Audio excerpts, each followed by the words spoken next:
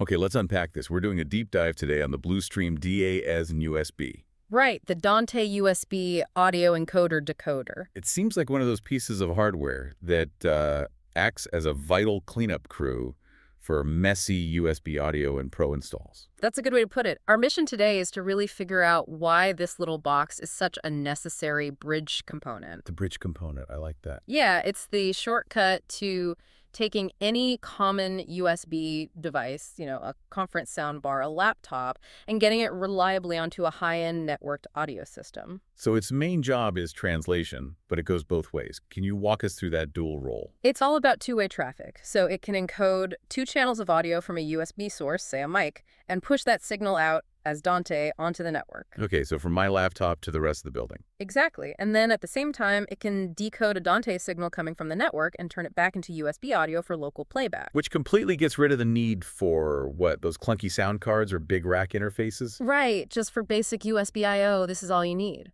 Now, here's something I thought was smart. The physical design. It has both USB Type-B and USB-C. Why bother with both? Isn't C the standard now? Well, yes, but that flexibility is absolutely critical for integrators.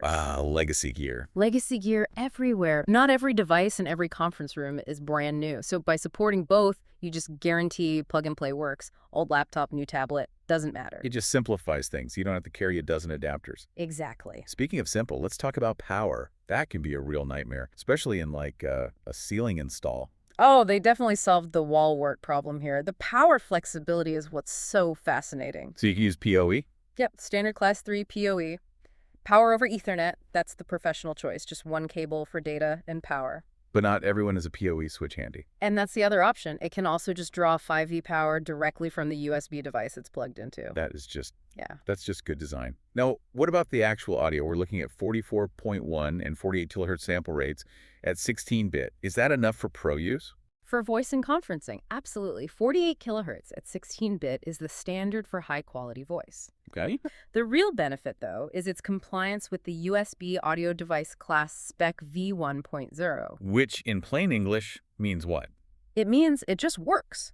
Any operating system, Windows, Mac, Linux, instantly sees it as a standard, reliable audio interface. You cut out all the driver installation and troubleshooting. And this is where it gets really interesting for me. The networking side. It's a 100 megabit Dante connection, but the latency is what caught my eye. That configurable low latency is mission critical. So you can set it inside the Dante controller software. Right, you can set it to 5 milliseconds, 2 milliseconds, or even down to 1 millisecond. And 1 millisecond that's basically real time. It's the difference between a seamless presentation and a horrible echo, where live feedback is just unusable. It's essential for perfect sync. And this little box isn't just locked into the Dante world, right? It supports AETS67. Exactly, and that makes it a powerful standard translator.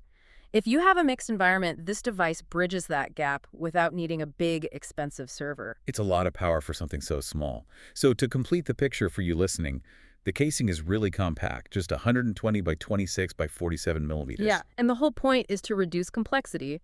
It takes an unreliable USB source and makes it a reliable part of a networked audio system. It's about reducing those troubleshooting hours. And those truck rolls.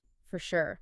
My final takeaway is really that this is the universal adapter the pro AV world has needed. The translation between Dante and AES67, plus the power options. It's just so versatile. That's a perfect way to wrap it up. So here's a thought to leave you with.